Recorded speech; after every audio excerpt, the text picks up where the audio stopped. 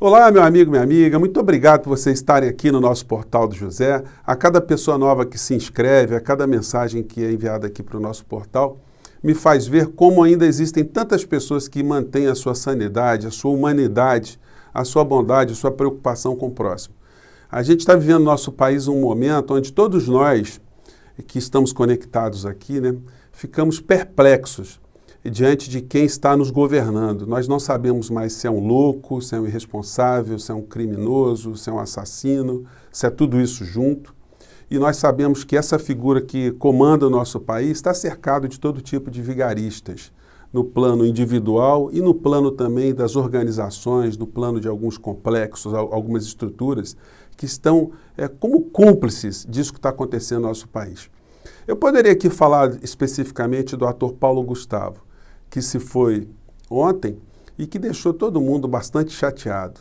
A gente fica sentindo como uma pessoa próxima da gente, alguém que a gente vê pela TV, ou foi ao teatro, ou vê pelo cinema, alguém que quando você vê tem uma referência de alegria, é muito chato, muito triste, mesmo à distância, quando a gente vê uma pessoa jovem partindo.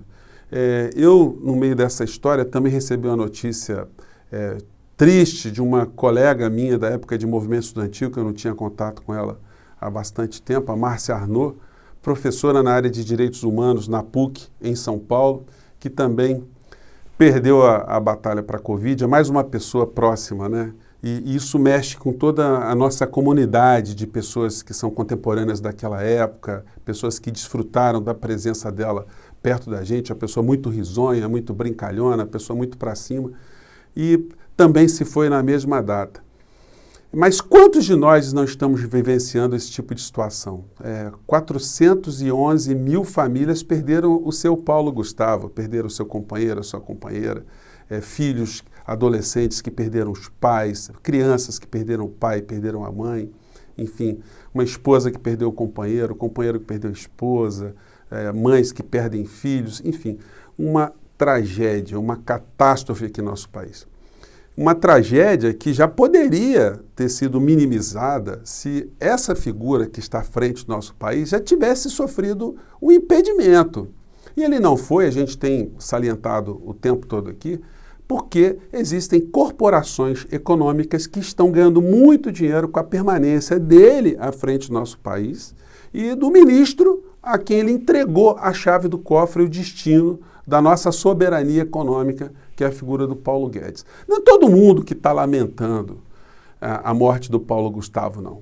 Existem estruturas que estão indiferentes ao que está acontecendo. Quando você vê esse tipo de resultado aqui, você acha que esse pessoal aqui, os acionistas, eles que compraram agora a Companhia de Águas e Esgotos aqui do Rio de Janeiro, vocês acham que... Compraram não, eles ganharam, porque vão explorar de uma forma lucrativa, porque isso é uma coisa que banco não sabe fazer, é perder dinheiro. Então aqui o Itaú, num trimestre, 63% de ganho. O Bradesco, gente, também, não sei se está dando para vocês verem aqui, o Bradesco também com lucros recordes. Nós vamos ter aumentos significativos agora em toda a nossa infraestrutura, quem constrói, precisa de aço, ferro, quem compra um eletrodoméstico, tudo as siderúrgicas estão reajustando os preços em 18%. O custo de vida está aumentando. Nós estamos numa situação de desgoverno total. O Ministério da Educação não implementando orçamento, reduzindo orçamento, ciência e tecnologia. Enfim, estamos aqui num desmonte, numa destruição do Estado brasileiro, embora alguns grupos continuem a ganhar muito dinheiro. E nós estamos com situações absolutamente surreais, porque nós temos agora no Senado uma CPI que está comprovando aquilo que já está comprovado há muito tempo, que o presidente é um criminoso consciente, que ele fez todo tipo de ação e de omissão contra a preservação de vidas aqui no nosso país. O Rodrigo Maia, ele está assumido, mas ele tem responsabilidade, porque já era para ele ter pautado o impeachment lá atrás, o seu Alcolumbre, a maioria dos deputados federais, que o general Heleno chama de ladrões, também são cúmplices desse genocídio que está acontecendo no nosso país. Os grandes veículos de comunicação que não colocam criticamente a responsabilidade do presidente nesse genocídio, são tão responsáveis quanto qualquer outra instituição. Engraçado que as emissoras, elas velam Quando um artista morre, elas fazem a cara de triste, entrevistam as pessoas de uma maneira geral, mas eles não apontam quem é o responsável principal disso que está acontecendo. Muitas pessoas nas redes têm se manifestado, alguns artistas têm apontado que isso só está acontecendo no nosso país por conta do desgoverno que nós temos. E isso já está mais do que comprovado no depoimento do Mandetta ontem na CPI, quando apontou a responsabilidade criminal, a responsabilidade política do presidente da República, inclusive de outros personagens que foram sonegados nos meios de comunicação à noite, como o ministro Paulo Guedes, que foi apontado como uma pessoa de estatura pequena pelo Mandetta. Uma situação como essa, gente, como é que um meio de comunicação omite isso da população, esse tipo de crítica? Por que é que isso foi dito ali? Quais são as repercussões? Por que poupar o Paulo Guedes no meio dessa história? O que é que ele está representando? Por que os veículos de comunicação não mostram, não chamam juristas para mostrar o que é crime de responsabilidade? As afirmações estão aparecendo ali. E mais do que isso, lá atrás, a gente tem vídeo aqui, quando a gente apontou os 10 mil mortos, os 20 mil mortos, os 30 mil mortos, enfim, já estamos com 411 mil mortos. Será que só nós aqui que estamos mantendo a nossa sanidade? Não tem ninguém nos grandes veículos de comunicação capaz de levantar essa questão? Hoje o Nelson Teich fez mais uma vez a exposição da conduta criminosa do presidente da República com a questão do protocolo da cloroquina, do tratamento precoce e por aí vai, né? Mostrando que ele saiu dali por divergência, porque ele é um homem da ciência, ele não ia manchar o currículo dele, ele estava impotente diante do que o presidente estava fazendo, a contradição era muito marcante.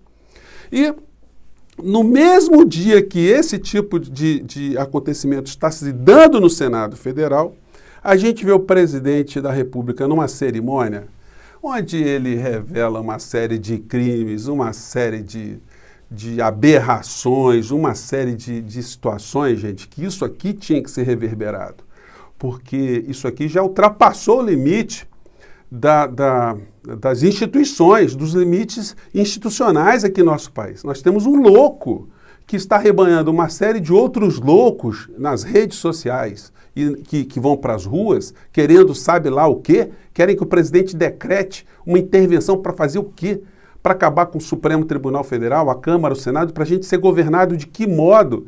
Que gente é essa? Qual o nível de sanidade dessas pessoas? E as pessoas, muitas delas entram aqui no portal, né? Ah, que o presidente ele é um patriota, ele é contra a corrupção, ele é pela família, ele é por Deus. Não é nada disso. Isso tudo é uma enxurrada de mentiras que acontecem umas atrás das outras. Hoje o presidente ele falou coisas absurdamente graves, mas vamos ver qual será que tratamento isso receberá pelos grandes veículos de comunicação, porque esses crimes e essas conspirações, essas agressões, elas vão sendo gestadas e na medida que elas não são reveladas para todo mundo, elas acabam se consolidando dentro de alguns grupos absolutamente loucos, né? Não dá para a gente falar de outra maneira, gente.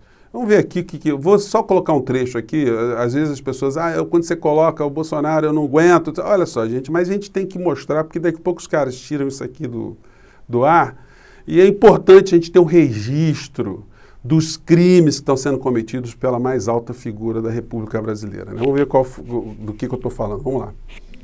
A miséria é terreno fértil para ditaduras.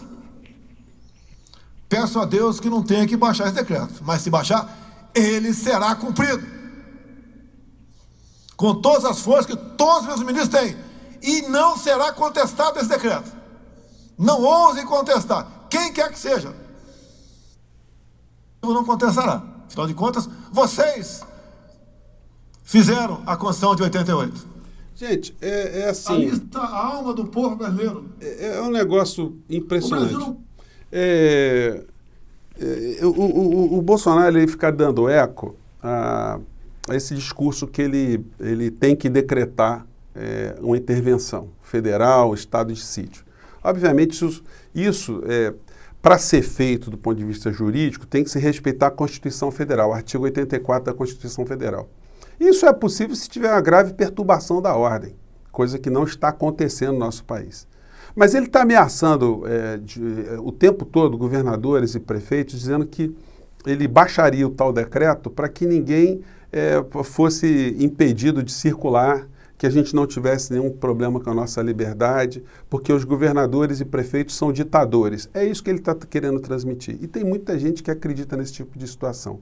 Se isso não for contido, gente, essa maluquice ela vai cada vez mais crescendo no meio de muitas pessoas ingênuas que acham que o presidente é aquilo que ele não é. Gente, nessa cerimônia, além dessas aberrações todas, ele ficou fazendo o elogio ao Silas Malafaia, o consultor jurídico do demônio, né?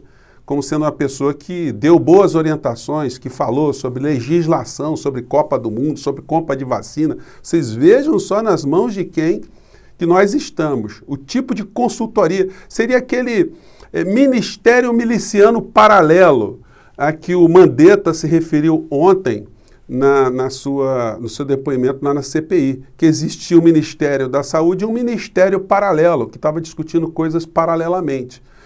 Os crimes que o Mandetta revelou ontem, revelou não, ele apenas materializou, porque a gente já vem falando disso há muito tempo, os crimes de responsabilidade, os crimes de omissão, os crimes de lesa pátria, os crimes de lesa humanidade, isso está mais do que exposto desde lá de trás, mas não está exposto para a grande população, porque os grandes meios de comunicação são sócios desses grupos todos que eles protegem, que eles têm interesses, e por isso que, ao manter o Bolsonaro, manter uma longevidade do Bolsonaro à frente do governo, eles garantem Paulo Guedes nos assaltando a todos nós, todos os dias. Pois bem, além dessas aberrações do elogio ali ao Silas Malafaia, o presidente disse que nós estamos dispostos a fazer várias coisas, o povo foi para as ruas, está disposto a morrer, é uma coisa, um drama, de uma coisa lunática absurda. E que nós podemos, como dizem os militares, estarmos diante de uma guerra biológica, uma guerra bacteriológica, uma guerra radiológica, que essas guerras todas, inclusive, podem estar sendo implementadas por um país que está se dando bem no seu PIB. Aí ele diz, é só ver qual o país que está crescendo mais o PIB nesse momento. Será que não foi nesse país que um vírus foi projetado dentro de um laboratório, ou uma pessoa comeu um animal impróprio e o vírus brotou por ali? Então, vejam só o nível de loucura e irresponsabilidade. O Brasil tentando cada vez mais algum tipo de apoio com a China para que a gente tenha as vacinas aqui no nosso país, e o presidente faz esse tipo de agressão absolutamente infundada, uma agressão lunática em relação a essa situação que não ajuda nada.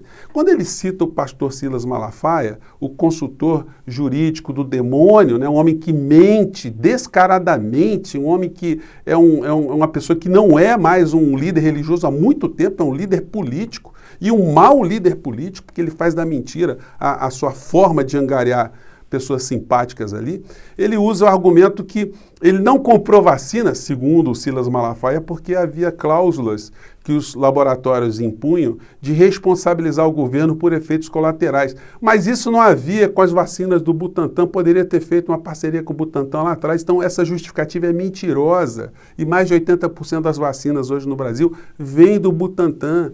Então, é isso que está acontecendo no nosso país. E assim que me deixa muito indignado e me deixa reconfortado, por outro lado, por estar aqui com vocês, aqui a gente está trocando essas ideias, está trocando essas impressões, o que me deixa, assim, muito indignado é ver que essas situações que a gente consegue perceber e que está nos matando, elas não são discutidas, não são apresentadas para o público de uma maneira geral. E os grandes veículos de comunicação, eu gosto de bater nessa tecla, gente, às vezes eu passo assim, as pessoas reclamam um pouco, né? Você está muito repetitivo nessa questão, mas é porque o programa vai chegando cada vez mais a outras pessoas. É importante a gente mostrar que a informação gera a ação. A desinformação gera a conformação. Se a maior parte do povo brasileiro não é esclarecida da responsabilidade do presidente da República, como é que as pessoas vão aceitar um processo de impeachment? Como elas vão motivar um processo de impeachment? Como os deputados vão se sentir compelidos, impulsionados a votarem um processo de impeachment? E aí a gente fica no meio dessa geleia geral e o louco, porque a gente não pode dizer que é uma pessoa que tem algum nível de sanidade, vai testando os limites da instituição. Ele vai dizendo que vai decretar e ninguém vai ousar a questionar um decreto. Aonde é que nós estamos? Como é que ninguém vai ousar a questionar um decreto ilegal?